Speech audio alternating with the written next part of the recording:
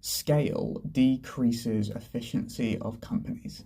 And what I mean by that is specifically the LTV that you can get doing everything yourself is hard to maintain when you scale up processes, because people fall through the cracks, they don't get as much attention, other people you hire aren't as good as the way you can do it, or you don't have the skill to delegate, or automations aren't as personable as you checking in. So for our company specifically, our first 100 clients, our LTV was about £600. Now, when we scaled up with the same pricing model to a team of pretty much what we have now, 5 tutors, sales guys, and doing, instead of 100 students in a year, doing 1,000, our LTV actually dropped to around, I think it's a little under £500. So we lost almost a sixth of the LTV, which is actually most of the profit that we made on our customers once you added in the payment of fulfillment for the tutors and the cost of acquisition of the clients. So we needed to find a way to increase LTV again to make this whole system, the whole company, worthwhile and give us enough funds to actually scale the systems.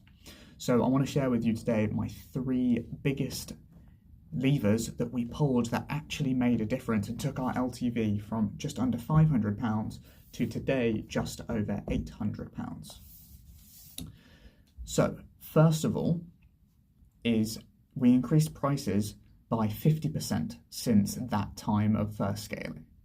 Now, we are only able to do this because we now have testimonials, we have systems, we have all of our metrics to check how does changing the prices affect the likelihood that someone is going to join, and does it still work with the change in close rates. And essentially we have found that it didn't affect anything. We could charge 50% more with literally no implication, which drastically increases profit, because you now go from maybe £50 to £100 profit to like £300 to £400, which is wild, like a 6 to 8x, which is super, super helpful in terms of having cash to actually run the company.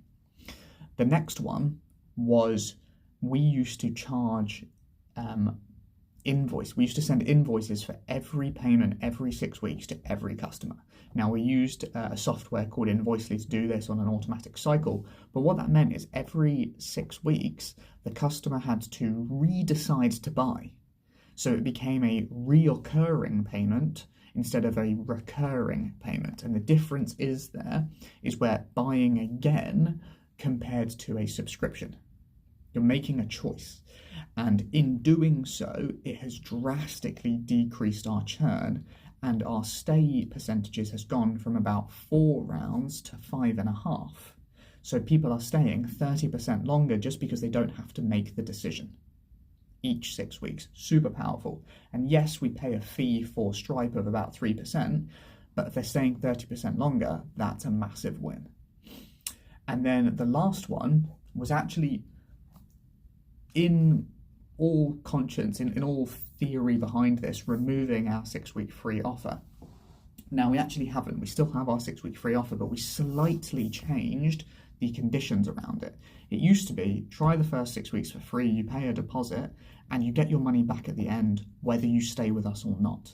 So if you do stay, you can use it as credit, and if you don't, that's fine, have your money back, well done, we part ways. Now, instead, we have changed it so that this first 6 weeks is free if you continue, and you will get a refund if we don't hold up our end of the bargain and get you the improvements we said we would. So if we don't do the service, of course you shouldn't pay. But the only reason you're doing this is because you want to pay for a service, and we're decreasing the risk that it doesn't work for you. Now, it's a really simple, small change of terminology, but it's essentially meant that our refund rate of the first 6 weeks has gone from 15% to below 1%. It's essentially gone to 0. I think in the 6 to 8 months we've had this running, we've literally refunded 1 person, and they didn't even qualify for the refund. They just threw such a hissy fit. We were like, it's not worth it, have it, see you later, don't ever want to help you anyway. And so those 3 things are what has increased our LTV from just under 500 to just over £800. And one other thing I want to mention which I should have done earlier in the video, was about why LTV decreases as you scale.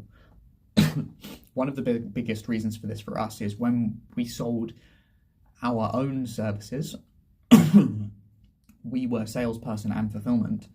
Our stay rate after the first round was 91% or something, or 89%. It was really high.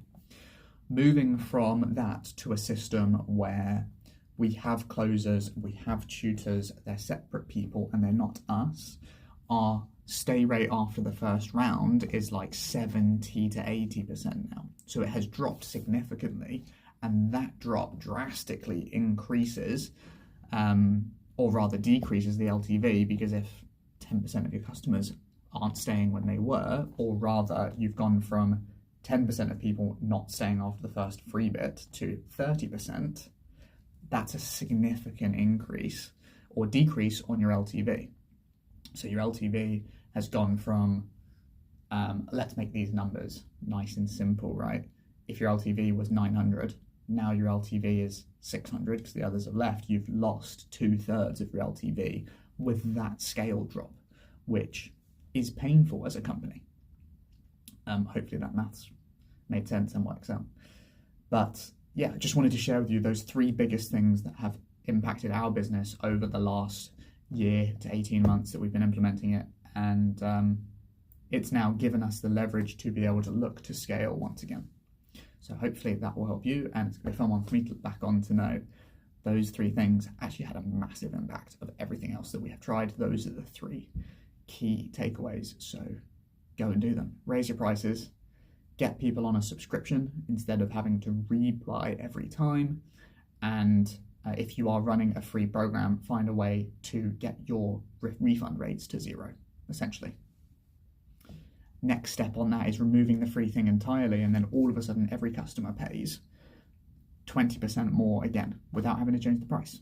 That's huge. That will be our plan in a couple of months' time. All right, have a great one.